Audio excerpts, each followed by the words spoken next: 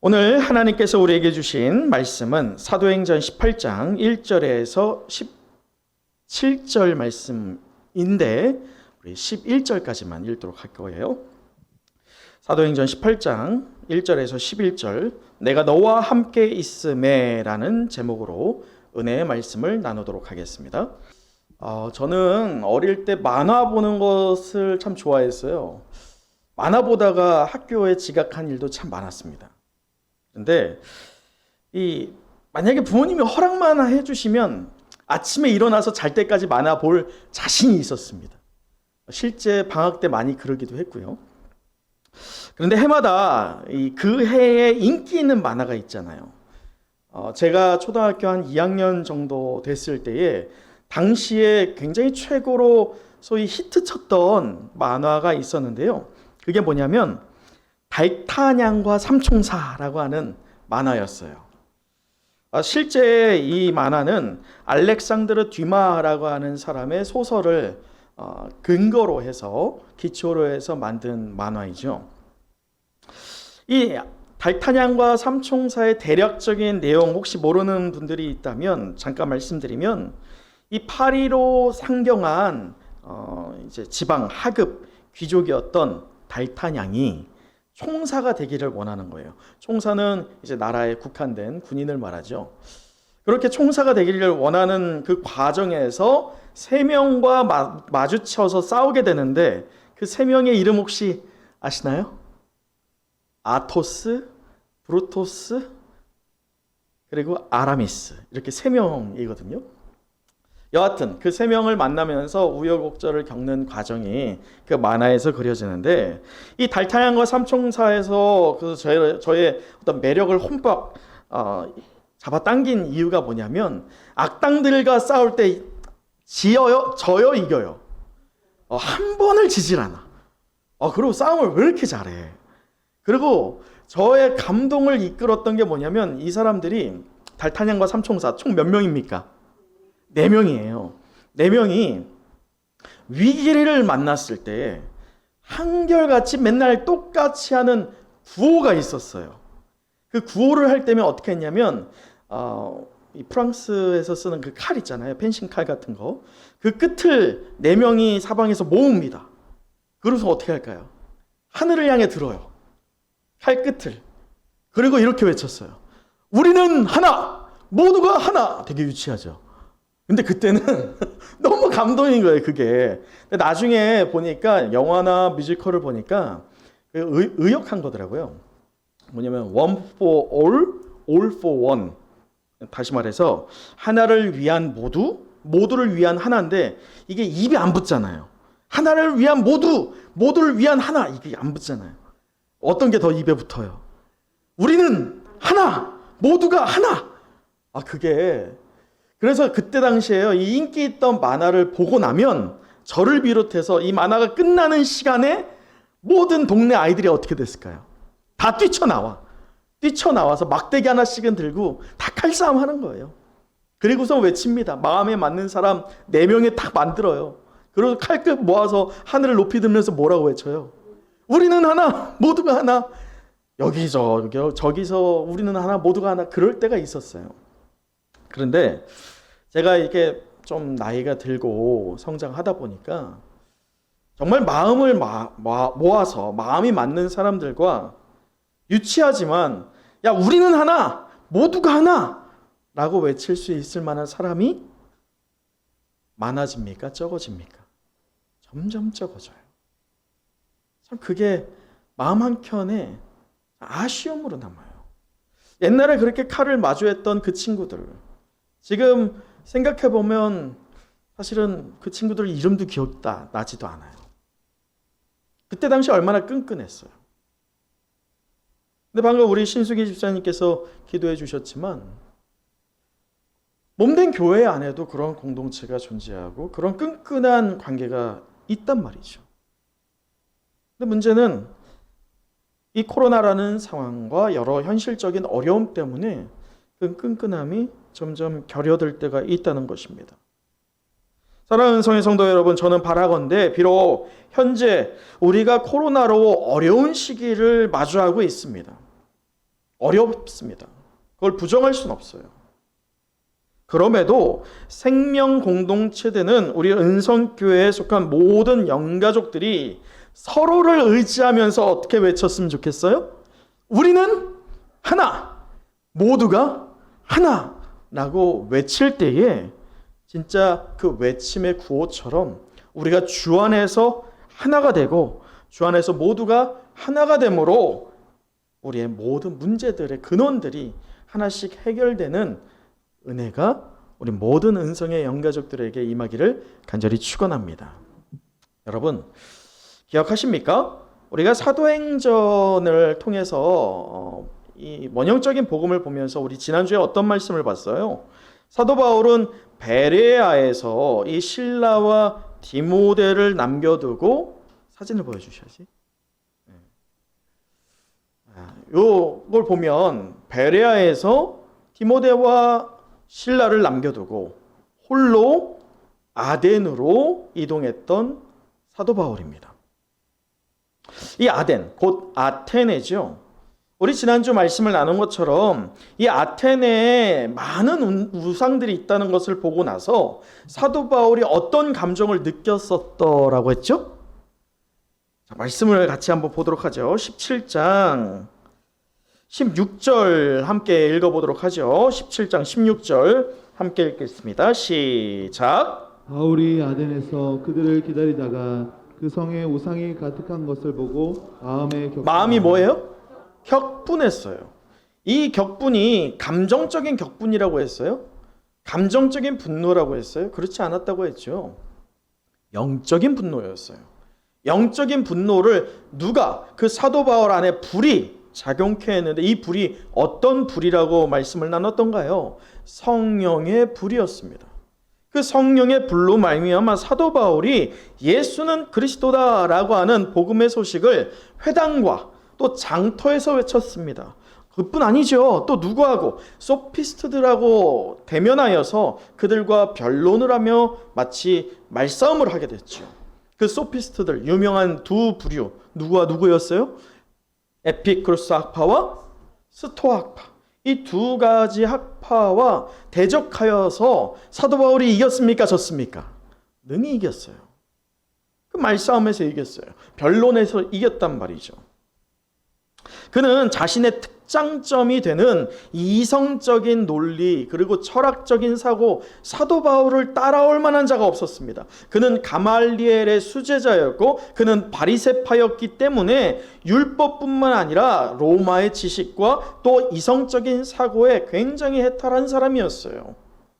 그렇기에 아무리 아덴이라고 하는 지역에서 유능한 철학자다 할지라도 사도 바울과의 논쟁에서 이길 자가 그닥 없었던 것으로 여겨집니다.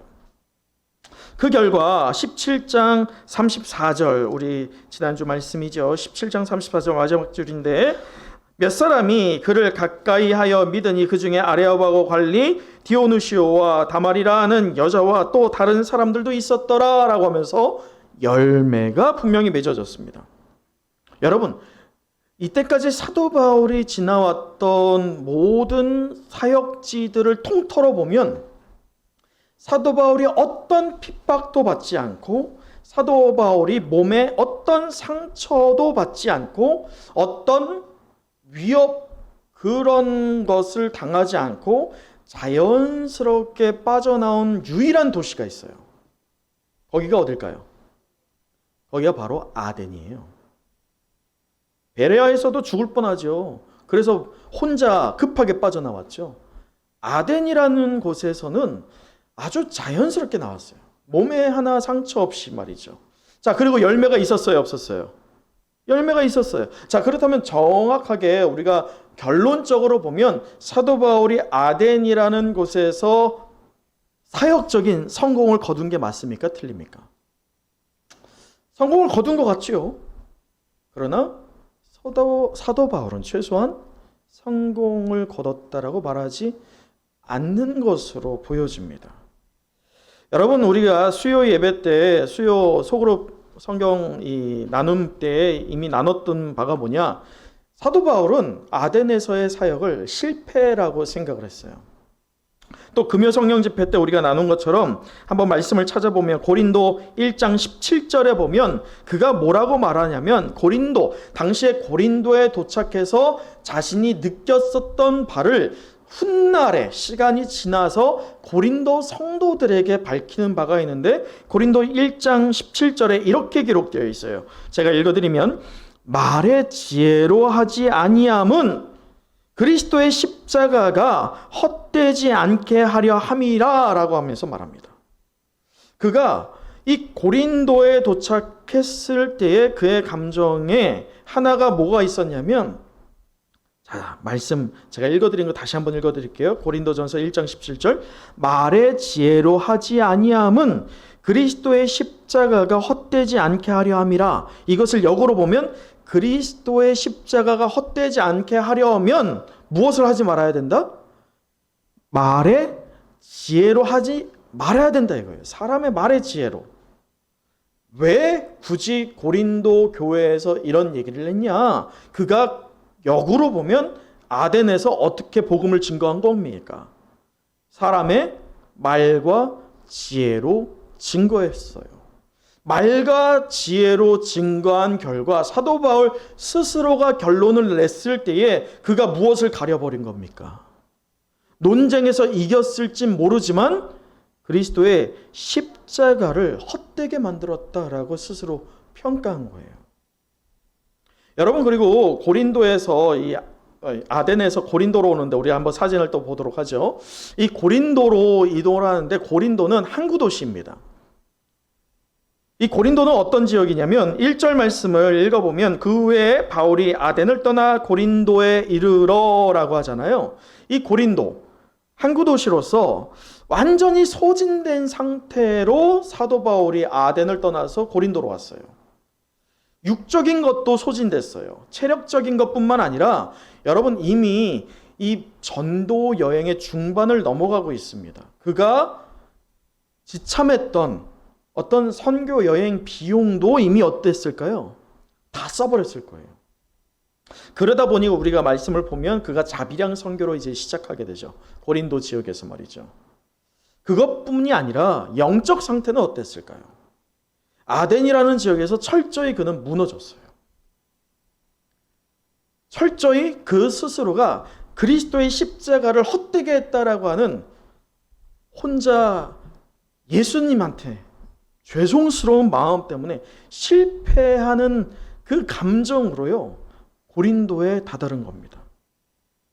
그렇게 완전히 소진된 이 상태로 다다랐던 고린도가 어떤 곳이냐?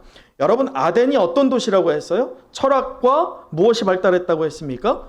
예술이 발달한 도시라고 했다면 이 고린도는 어떤 것이 발달했느냐? 고린도는 정치와 경제가 발달되어 있어요. 동서양을 아우르는 해상교통과 육상교통의 요지였습니다.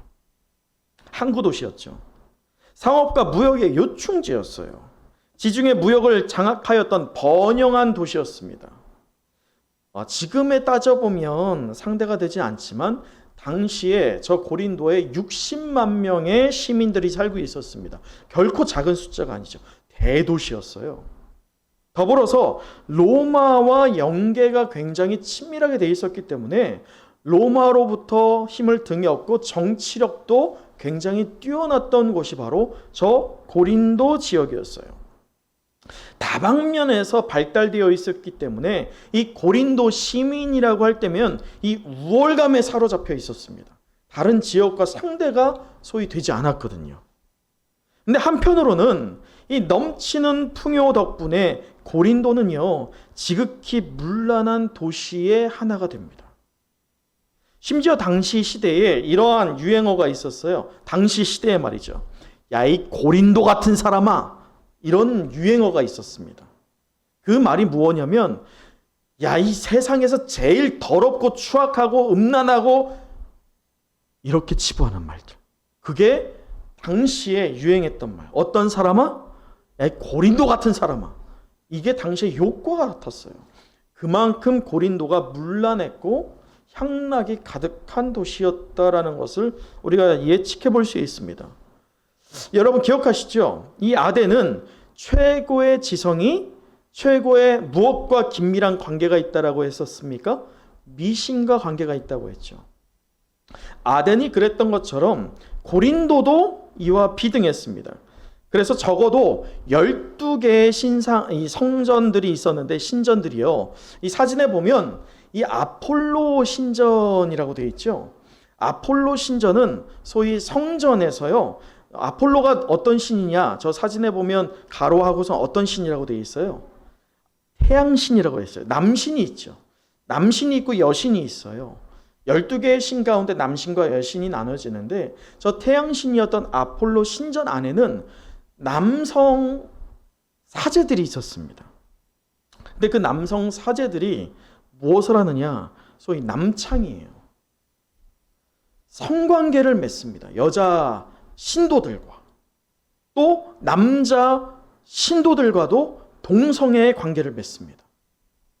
또 이뿐 아닙니다. 다음 사진을 보면 아프로디테라고 해서 아폴로의 동생이지요.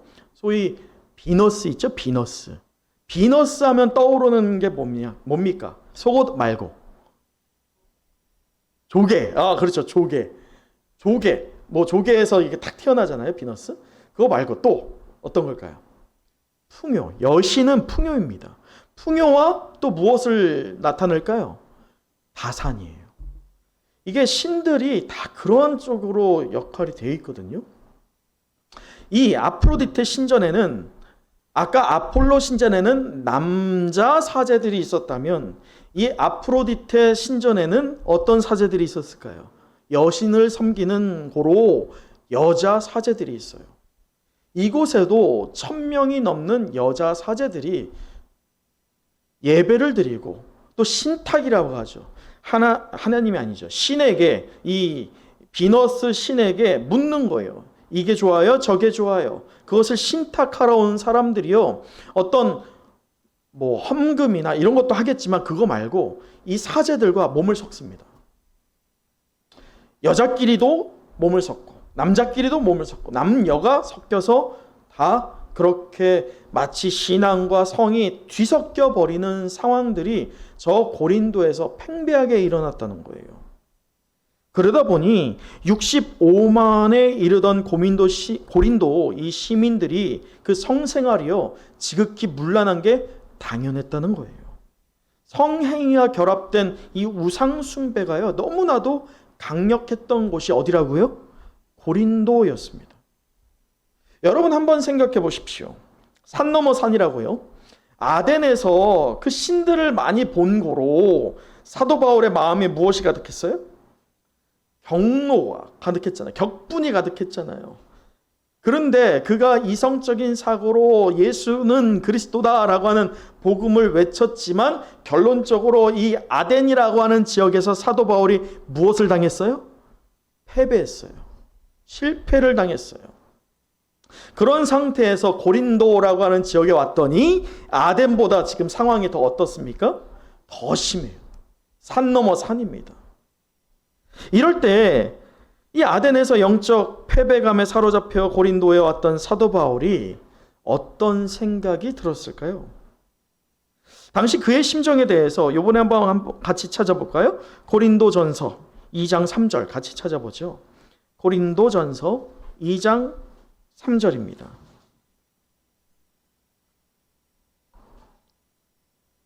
우리 함께 읽어보도록 하겠습니다. 시작. 내가 너희 가운데 거할 때에 약하고 두려워하고 심히 떨었더라. 앞서 1장에서는 내가 사람의 말과 지혜로 했던 것을 후회하는 것을 말을 했다면 2장에서는 내가 처음에 고린도에 왔을 때 어땠는지를 말하는데 내가 너희에 거할 때에 첫째 약했어요. 육적으로도 약했어요. 그러나 무엇이 약했어요? 영적으로도 약해졌어요. 그리고 두려워했습니다. 그러다 보니 심히 무엇했다고 해요? 떨었다라고 합니다. 여러분 우리가 사도 바울 하면 떠오르는 이미지가 무엇입니까? 위대한 하나님의 말씀 선지자 아니겠어요? 그가 어디가 됐든지 간에 장소를 초월하여서 하나님의 말씀을 담대하게 선포했던 모습이 우리의 뇌리에 그려져 있는 사도 바울 아니겠습니까? 근데 사도 바울이 지금 고린도 성도들에게 고백하는 게 뭡니까? 말씀에서 보는 것처럼 약하고 두려워하고 심히 떨었다라고 스스로 표현하고 있어요. 우리가 알고 있는 사도 바울이 맞나라는 생각이 들 정도로 사도 바울이 굉장히 유약해져 있습니다.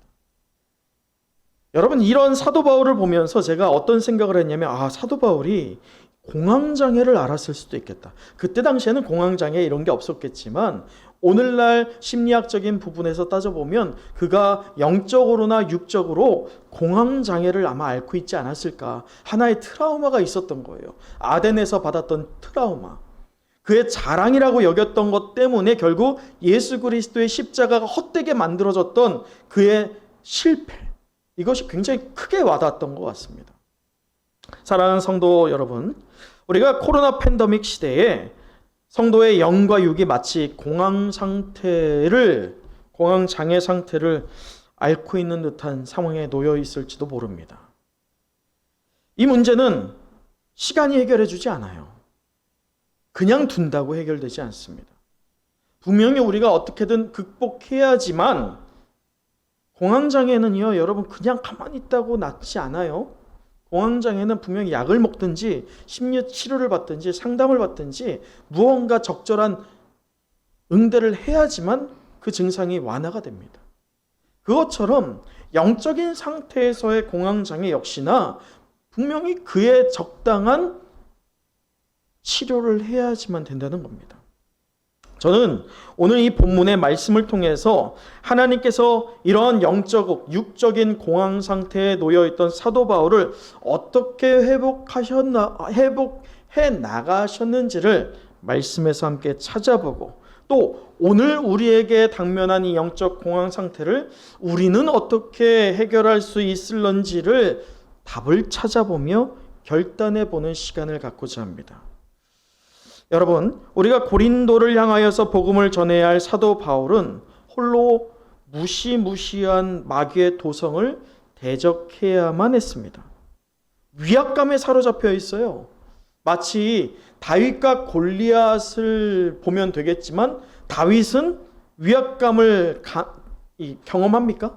골리앗 앞에서? 그렇지 않았죠. 근데 지금 사도 바울은 위압감을 경험하고 있어요. 지금 혼자거든요. 근데 아덴에서도 혼자였고 고린도에서도 혼자였지만 아덴과 다르게 실패를 경험한 사도 바울은 위압감에 사로잡혀서 완전히 움츠러든 상태에 놓여 있습니다. 이럴 때에 하나님께서 그를 어떻게 치료하셨느냐, 우리 2절 말씀을 함께 보도록 하죠. 2절입니다. 시작.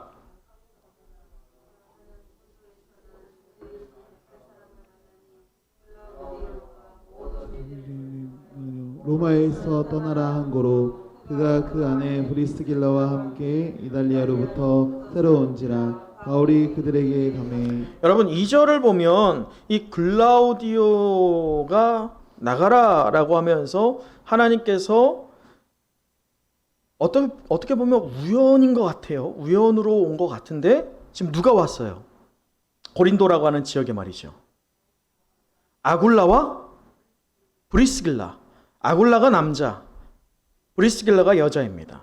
근데 지금은 아굴라부터 나오지만 조금 지나고 나서요, 이름의 순서가 바뀌어요.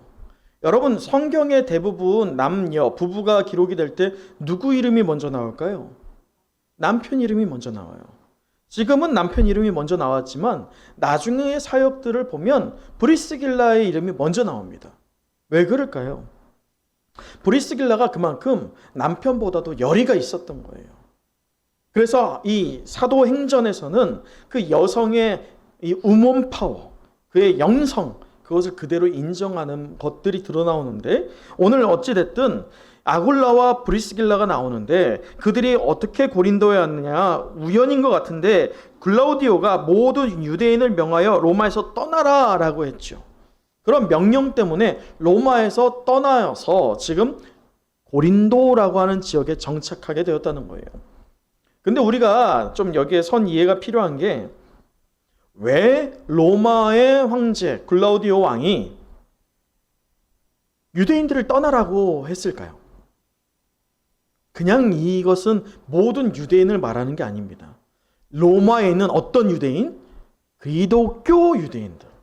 로마에서 예수는 그리스도다라는 것을 어떻게 하고 있는 유대인들? 외치고 있는 유대인들을 보고 떠나라는 거예요. 모든 그냥 일반 유대인들이 아니에요.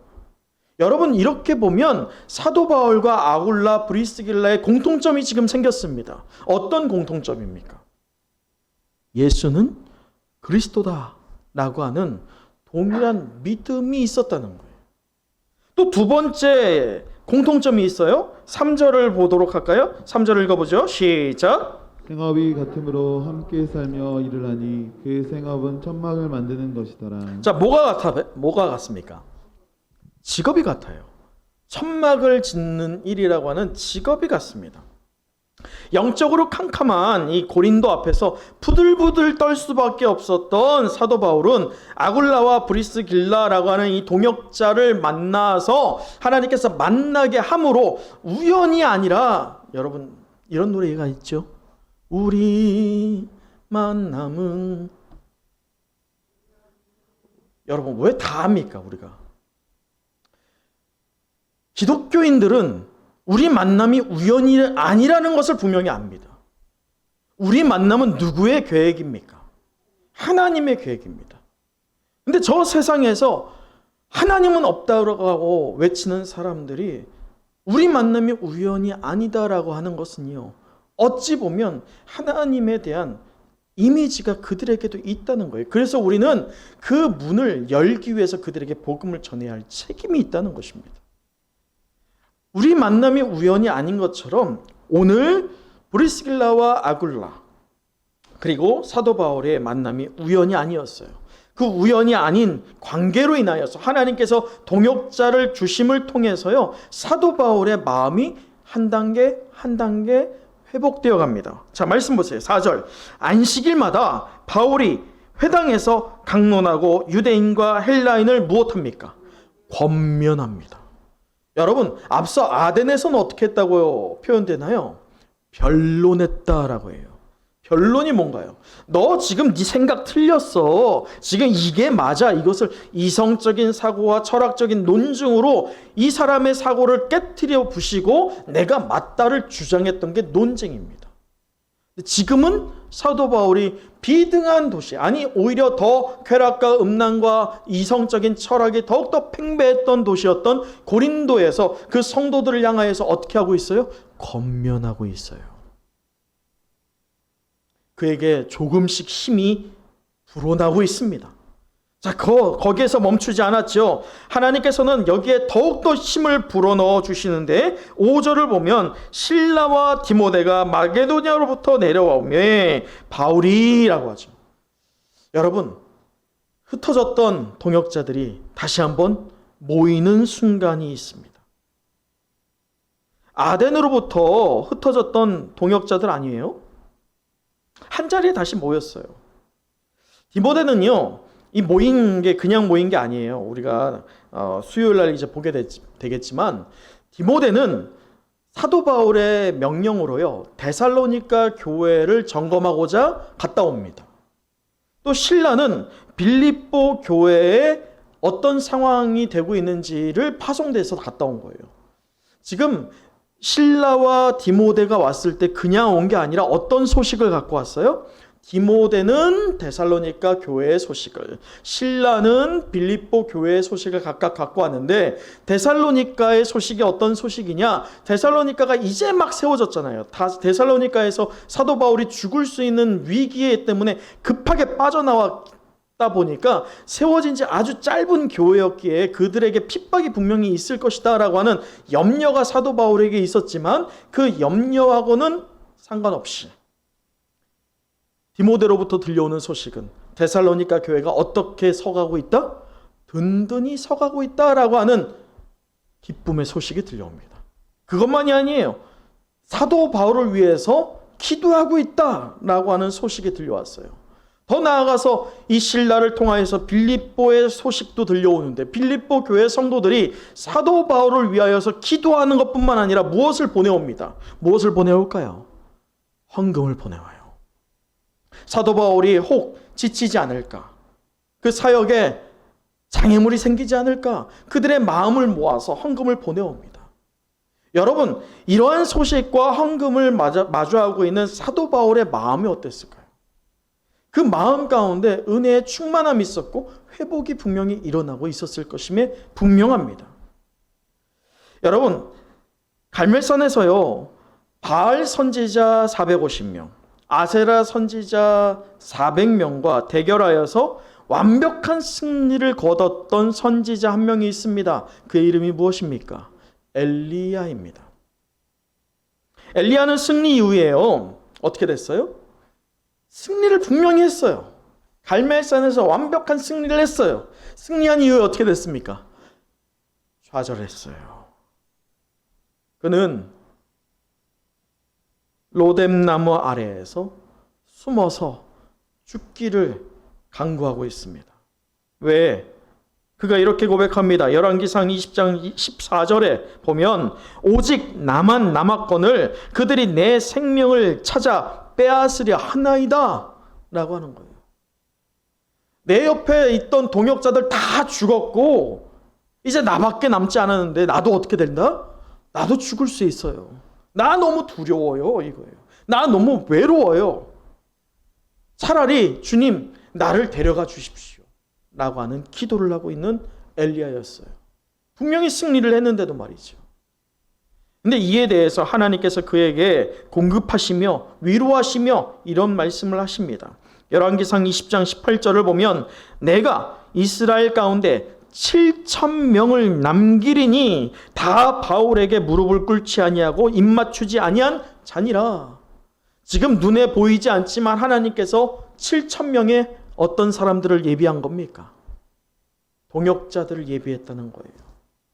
이 소식을 듣고 나서는요, 엘리야가 툭툭 털고선 담력을 얻고 하나님의 사역을 끝까지 완성합니다. 여러분, 이렇듯 지금 혹시 혼자라고 느끼고 계신 분이 계신가요? 우연이 아닌 우리의 만남이 하나님의 계획에서 맺어졌기에 우리가 서로에게 힘이 되는 동역자가 되기를 간절히 소망합니다. 한 주간 치열한 영적 전쟁을 치르고 이 자리에 온 서로를 향하여서 격려하고 힘을 공급해 줄 때면요, 우리는 다시 한번 일어설 수 있다는 것입니다. 여러분, 누가는요, 한 가지 아주 중요한 사실을 5절 말씀에 이어서 기록하고 있어요. 5절을 보면 이렇게 되어 있어요. 우리가 아까 앞서 읽은 것처럼 실라와 디모데가 마게도냐로부터 내려오매 이 다음에, 여기가 굉장히 중요합니다. 바울이 하나님의 말씀에 무엇해서? 붙잡혔습니다. 유대인들에게 예수는 그리스도라 무엇합니까? 밝히 증언합니다. 여기에서 붙잡히다 라고 하는 것은 집중하다예요. 집중하다, 강권하다. 곧 하나님의 말씀에 붙잡혔다라고 하는 것은 그가 이중직을 갖고 있었잖아요. 낮에는 어떤 천막을 고치는 일, 저녁에는 말씀을 증거하는 일을 했겠지만 여기에서 말씀에 붙잡혔다라고 하는 이때부터는 그가 무엇에 오로지 힘을 다 쏟습니까? 말씀 전하기에 힘을 완전히 쏟는 거예요. 여러분, 그럼 의구심이 들어요. 바울 사도 그러면 이제 일 안 하나? 그러면 일을 누가 할까요? 분명히 유추해 볼 수 있는 것은 누가 감당했을까요? 앞서 2절에 등장했던 아굴라와 브리스길라가 우리가 담당할 테니 당신은 말씀에 온전히 전하라고 힘을 모았다는 거예요. 그러면서요, 주님께서도 사도 바울과 함께하면서 주님께서도 자청하시는 게 무엇이냐? 우리 9절과 10절을 한번 읽어보도록 할까요? 9절과 10절이에요. 시작. 밤에 주께서 환상 가운데 바울에게 말씀하시되 두려워하지 말며 침묵하지 말고 말하라. 내가 너와 함께 있음에 어떤 사람도 너를 대적하여 해롭게 할 자가 없을 것이니 이는 이 성중에 내 백성이 많음이라 하시더라. 여러분, 밤중에 사도 바울이 몇몇 환상을 보았지만 오늘 또한 환상을 보여주십니다. 근데 사도 바울이 환상을 볼 때마다 비등한 일들이 있었어요. 어떤 일들이 있느냐? 그가 하나님 말씀에 정말 완전히 마음을 쏟고 열정을 다할 때마다 하나님께서 그에게 환상을 보여주셨습니다. 근데 오늘 그 환상이 무엇이냐? 첫째, 9절에서 두려워하지 말라. 그리고 또 두려워하지 말고 또 무엇하라고 하고 있습니까? 침묵하지 말고 무엇하라? 말하라. 무엇을요? 예수는 그리스도다라고 하는 복음을 두려워하지 말고 침묵하지 말고 외치라라고 하는 거예요. 그 말씀을 주님께서 친히 나타나서 사도 바울에게 말씀합니다. 그것만이 아니죠. 두 번째로 10절에서 주님께서 뭐라고 하느냐? 내가 누구와 함께 한다? 너와 함께 콕 집어서 말씀합니다.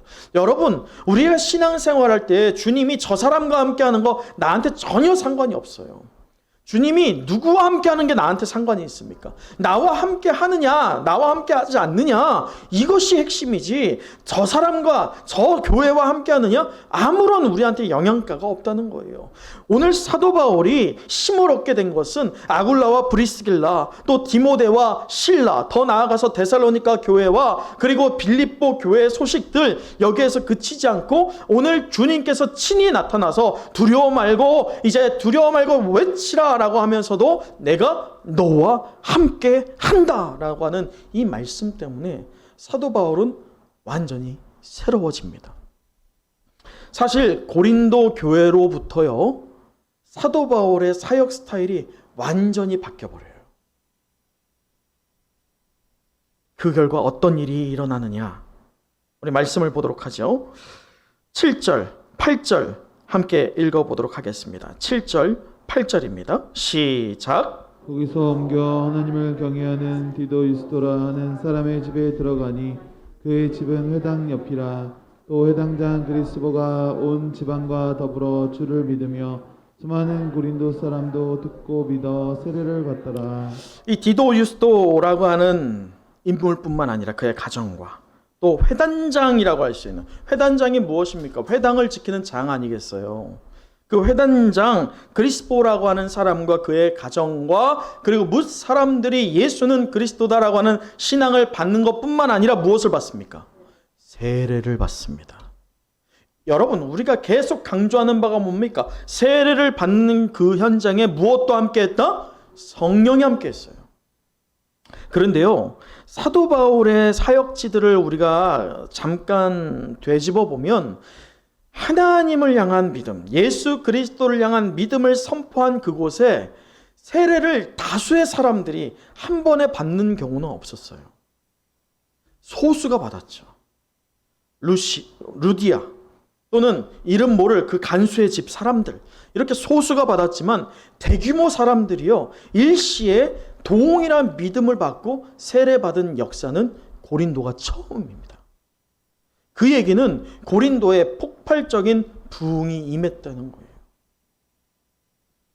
이 고린도가 음란하고 그리고 사람의 철학과 또 사람의 어떤 성적인 것들이 문란한 도시였음에도 불구하고 그 도시에 예수 그리스도라고 하는 복음이 세워짐을 통해서 완전히 변화됨이 일어나고 있다는 것입니다.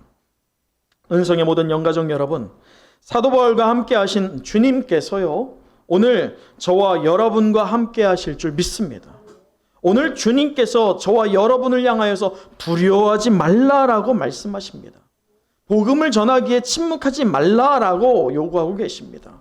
더 나아가서 내가 너와 함께 한다라면서 우리에게 힘을 더하여 주실 줄 믿습니다. 그 주님을 붙잡고 우리 함께 일어나기를 간절히 간구합니다. 우리를 치유하시고 담대케 하시는 우리 주님께서요, 저와 여러분을 통해서 이제 오늘 열매를 맺어가실 것을 믿습니다. 말씀을 마치겠습니다. 사도행전을 통해서 우리가 이 하나님 나라의 일을 우리에게 적용해 보고 있는데, 내가 너와 함께 있음에 라는 제목으로 우리가 오늘 은혜의 말씀을 나눴습니다. 마지막으로 11절을 읽어보도록 하죠. 11절입니다. 시작. 1년 6개월을 머물며 그들 가운데서 하나님의 말씀을 가르치니라. 여러분, 사도 바울이 고린도에서 얼마 동안의 시간을 투자했어요? 1년 6개월이에요. 사도 바울이 2차 전도 여행의 전체 기간이 대략 얼마나 된다고 했습니까? 대략 한 3년이 됩니다.